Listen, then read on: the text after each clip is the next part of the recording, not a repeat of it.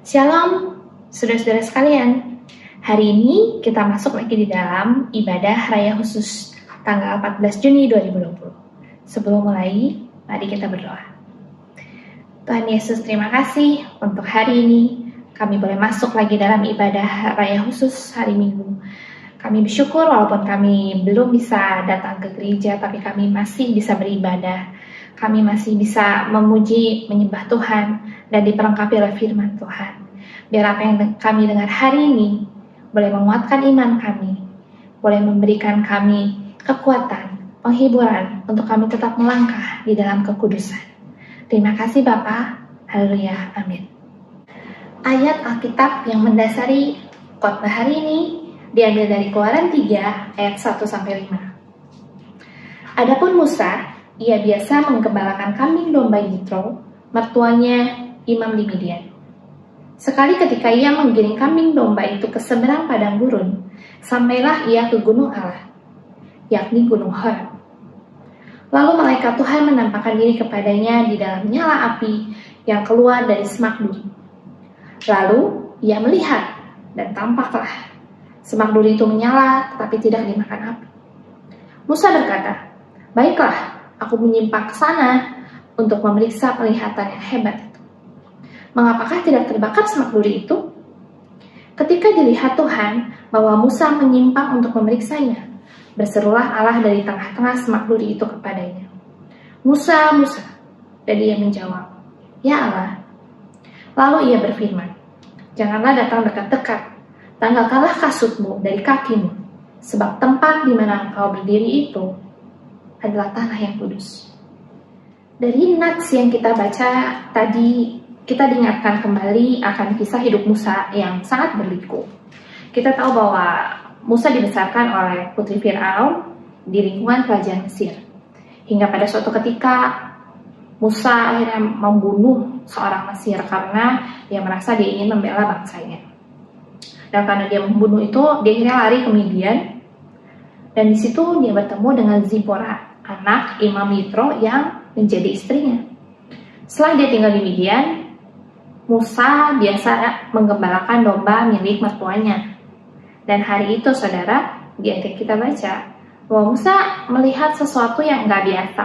Dia melihat sesuatu pemandangan yang sangat luar biasa, di mana tiba-tiba dia melihat ada semak belukar yang menyala-nyala, tetapi tidak terbakar. Saat Musa di Gunung Horeb itu, di Gunung Allah, dia melihat sesuatu yang nggak biasa. Padahal dia seperti biasa, dia mungkin sering melewati tempat itu, tetapi di hari itu dia melihat sesuatu yang luar biasa. Dan di situ dia melihat bahwa malaikat menampakkan diri kepadanya. Dan saat Tuhan melihat bahwa Musa berhenti, Musa melihat, Musa mendekat, Allah memanggil dia, "Musa, Musa." Dan Musa menjawab, "Ya Allah." Dan di situ Allah katakan bahwa tempat ini adalah tempat yang kudus. Saudara, sama dengan kehidupan kita saat ini. Mungkin kehidupan kita yang tadinya penuh dengan dosa, kehidupan kita yang biasa-biasa aja. Tetapi dengan kehadiran Tuhan Yesus, hidup kita bisa menjadi dikuduskan. Di dalam Ibrani 10 ayat 10 dikatakan, "Dan karena kehendaknya inilah kita telah dikuduskan satu kali untuk selama-lamanya oleh persembahan tubuh Yesus Kristus." Kita dikuduskan satu kali karena darah Yesus. Hidup kita yang tadinya penuh dengan dosa, dari Yesus menyucikan, menguduskan kita. Kini kita sudah dikuduskan. Dan akhirnya saudara, karena kita sudah dikuduskan, kita punya akses kepada Allah Bapa. Di mana tadinya sebagai manusia berdosa, saat manusia jatuh di dalam dosa, kita udah gak punya akses lagi untuk datang kepada Allah. Dan karena kita sudah dikuduskan, saudara, dalam Ibrani 10 ayat 19-20 dikatakan, "Jadi, saudara-saudara, oleh darah Yesus kita sekarang penuh keberanian dapat masuk ke dalam tempat kudus. Karena ia telah membuka jalan yang baru dan yang hidup bagi kita melalui tabir, yaitu dirinya sendiri." Kini kita bisa masuk, kita bisa ketemu Tuhan, kita bisa akses dimanapun dan kapanpun karena kita sudah dikuduskan. Tanpa darah Yesus kita nggak punya akses. Tanpa darah Yesus kita tidak mungkin menjadi kudus. Kehidupan yang tadinya biasa-biasa aja, kini menjadi luar biasa karena ada kehadiran Allah di dalam hidup kita. Kita telah dikuduskan. Ada beberapa hal yang menarik dari kisah Musa yang saya pribadi sangat diberkati saat saya mempersiapkan khotbah ini. Dan saya rindu untuk bagikan kepada saudara bagaimana Musa mengalami kekudusan Tuhan dan bagaimana perubahan besar terjadi di dalam kehidupannya. Yang pertama saudara, hal yang menarik adalah bahwa Musa peka.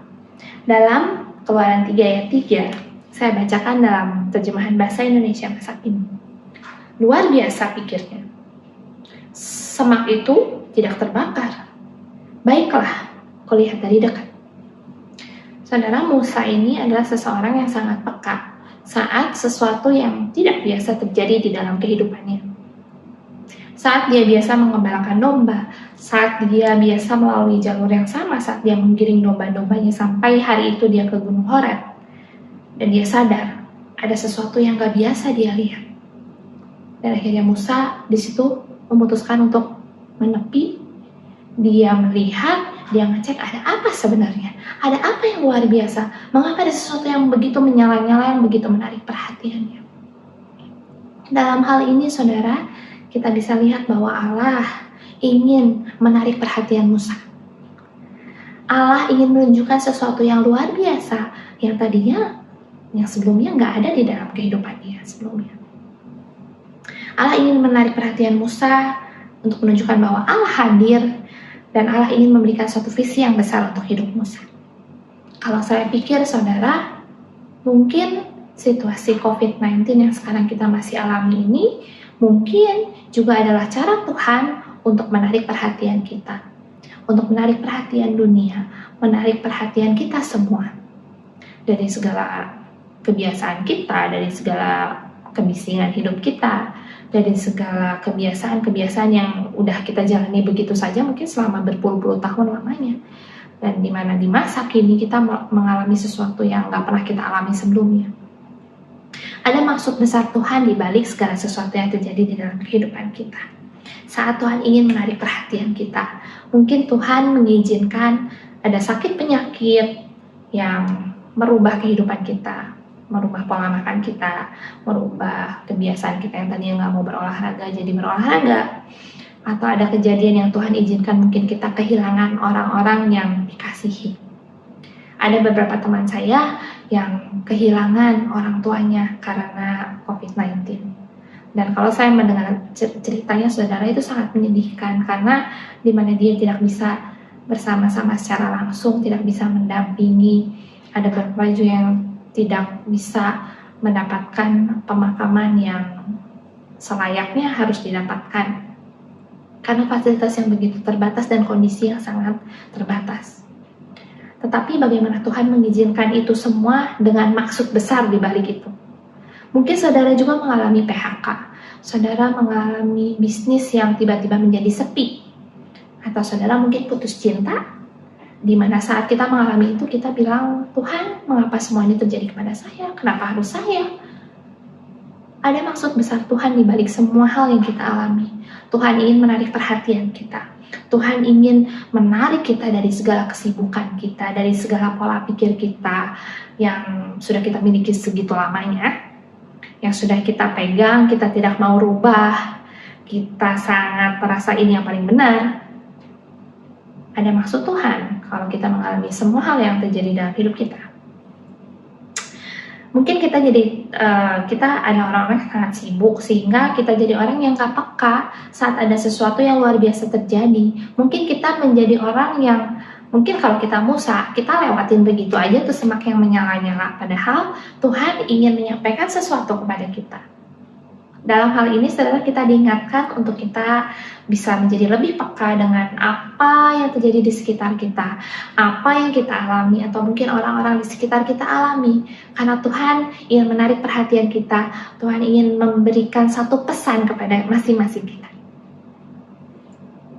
Hal yang menarik lainnya saudara dari kisah Musa, selain dia peka, ternyata Musa memberikan respon yang benar. Dalam Keluaran 3, 3-4 saya akan bacakan lagi. Musa berkata, Baiklah aku menyimpang ke sana untuk memeriksa penglihatan yang hebat itu. Mengapakah tidak terbakar semak duri itu? Ketika dilihat Tuhan bahwa Musa menyimpang untuk memeriksanya, berserulah Allah dari tengah-tengah semak duri itu kepadanya.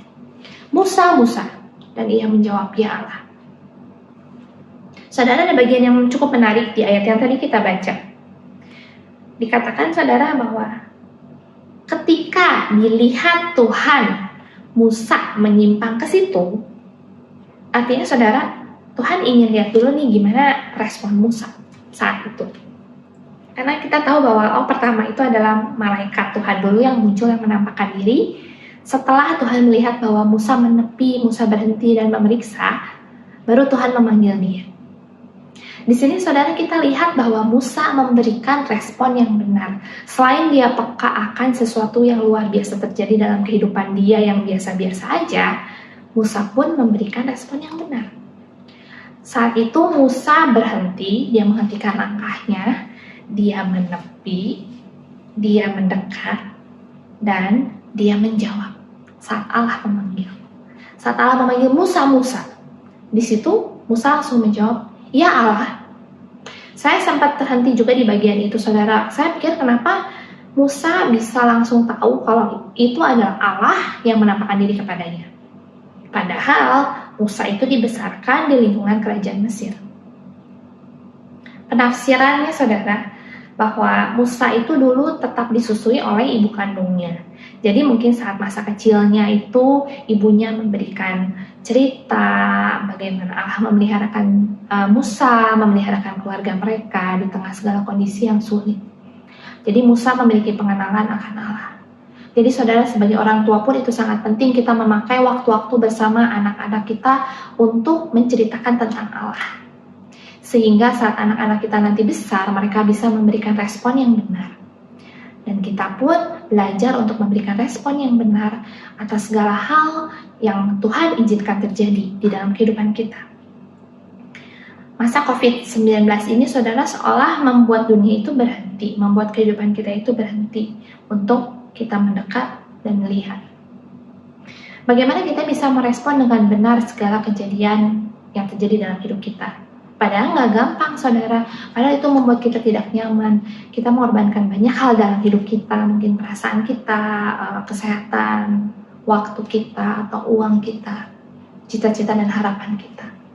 Akhirnya kita mungkin harus berbelok dan memilih pilihan-pilihan yang lain. Ingat saudara, bagaimana kita bisa merespon dengan benar adalah dengan mengisi hidup kita, mengisi pikiran kita dengan firman Tuhan. Ada quotes yang sangat terkenal dikatakan bahwa you are what you eat. Saudara adalah apa yang saudara makan. Kalau saudara memiliki pola makanan yang sehat, maka saudara akan sehat. Tapi kalau saudara makan sembarangan, apapun dimakan, yang bersih makan, yang kotor makan, yang berlemak, yang mungkin kurang cocok dengan kesehatan kita tetap dimakan, maka tubuh kita pun akan menjadi kurang sehat tentunya saudara.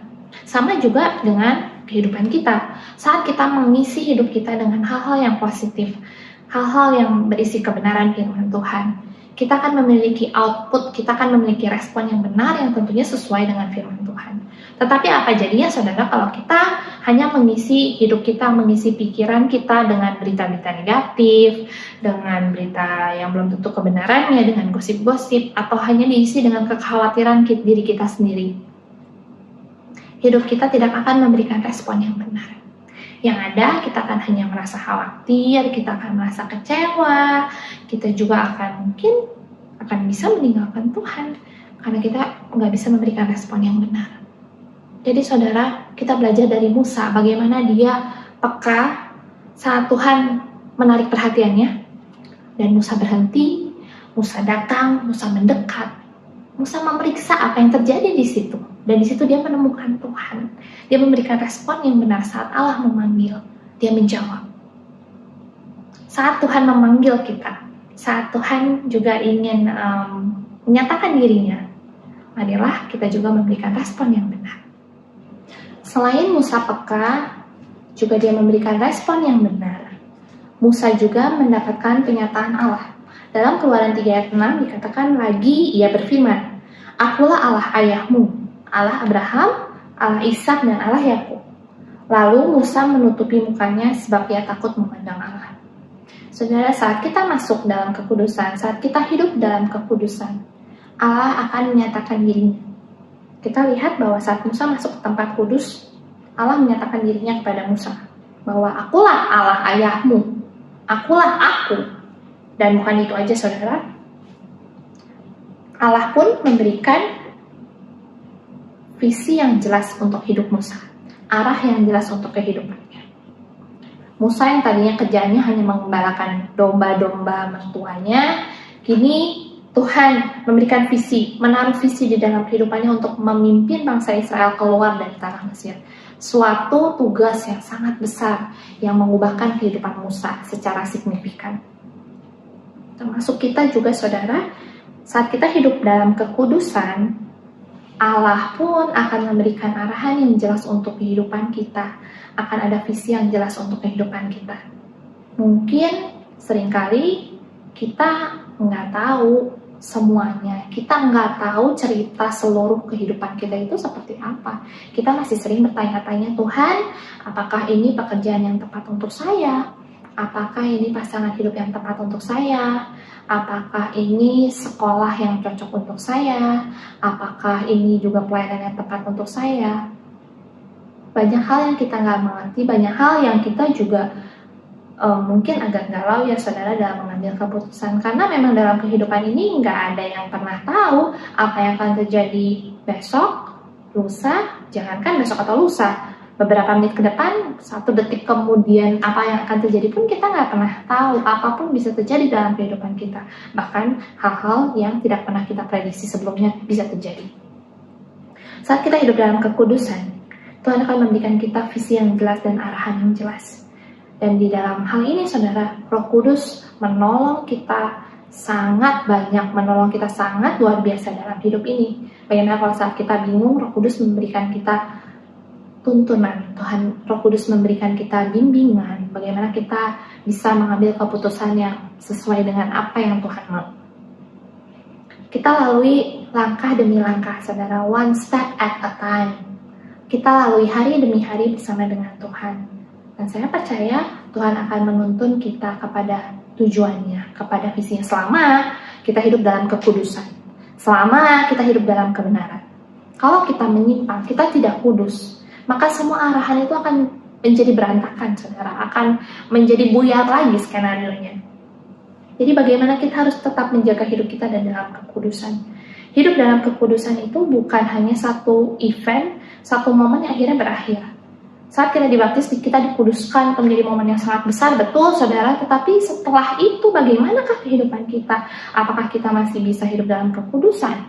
Setiap langkah dalam kehidupan kita, Tuhan ingin hadir di dalamnya. Tuhan ingin selalu ada di dalam setiap musim kehidupan kita. Langkah demi langkah Tuhan akan peliharakan kita dan akan tuntun kita. Dan saya percaya saudara, lewat setiap kejadian yang kita alami, Tuhan ingin menyatakan dirinya. Apakah Tuhan sebagai sahabat sejati kita? Apakah Tuhan sebagai penyembuh kita? Tuhan sebagai penyedia kita? Ada satu lagu pujian Kristen yang sekarang juga lagi cukup terkenal ya saudara, judulnya Waymaker. Di lagu itu dikatakan bahwa Tuhan itu adalah Waymaker, pembuka jalan, pembuat jalan, miracle worker, pencipta mujizat. Banyak hal yang penyataan Allah di dalam hidup kita yang mungkin setiap pribadi memiliki kisah yang berbeda dengan Tuhan. Itu tidak salah saudara, bagaimana saudara mengalami Tuhan sebagai penyedia, Tuhan sebagai penyembuh saudara. Tetapi yang pasti saudara, semakin saudara mengalami Tuhan, semakin saudara mengalami kekudusan Tuhan di dalam kehidupan kita, akan banyak kenyataan Allah yang lain yang kita alami, dan Tuhan akan menunjukkan visi yang semakin jelas, arahan yang semakin jelas dalam kehidupan kita. Sehingga walaupun realitanya tidak menyenangkan, tidak sesuai dengan harapan kita tetap bisa berjalan dalam garis kehendak Tuhan. Dan pastinya kita terus berjalan di dalam arah yang benar.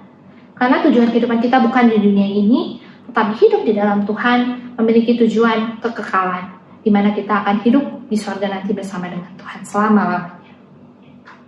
Kesimpulannya, Tuhan ingin menarik perhatian kita, dan Tuhan ingin menjadi kita orang yang peka, anak-anak Tuhan yang peka.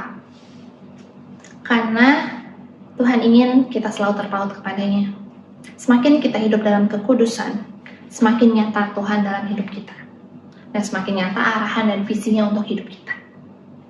Kita bisa punya kemampuan untuk bukan hanya bertahan hidup, bukan hanya untuk bertahan dari sehari ke sehari, tetapi sungguh kita bisa punya kekuatan untuk menjalani dengan kekuatan dari Tuhan.